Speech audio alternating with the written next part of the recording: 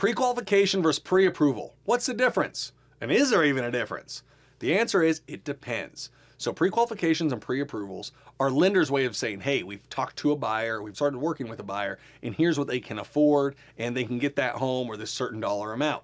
Here's the deal. Every lender treats them slightly different. Now, in general, pre-qualification is first and pre-approval is second. And what I like to tell clients and working with real estate agents to let them know how I treat those two is pre-qualification is based on what a buyer is telling me, whereas pre-approval is based on information that a buyer has proven to me. So the buyer has provided documents. Think of it based on what they told versus based on what they've given.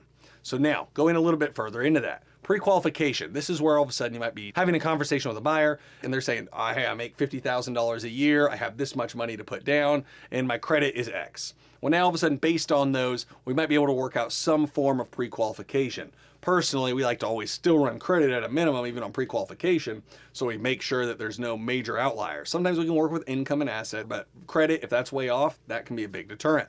Pre-approval is all of a sudden where they tell you you're making $50,000 a year, they tell you you have so much in assets, they tell you the credit score, but then we've actually verified all of those. We've gotten the pay stubs, we've gotten the W-2s, we got the bank statements. If they said, hey, we got $50,000 to put down on this home, we've actually got the bank statements that help show those numbers.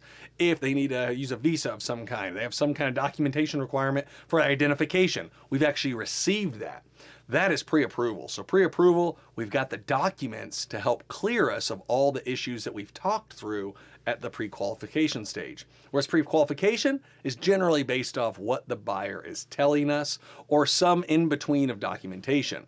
So now that when we're working with buyers, the goal is to always make sure that we get those documents as much up front so that we can issue really sound pre-approvals. So when you're going to win that home, you can win it knowing that the loan's going to close on the back end.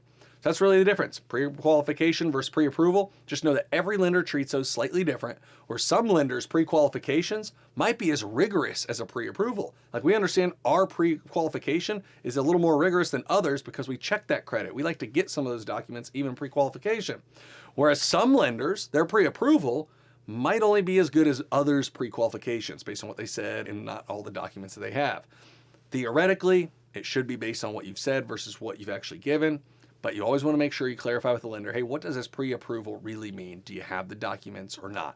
Goal is on pre-approval, they should have the documents. Pre-qualification, just based on what they said.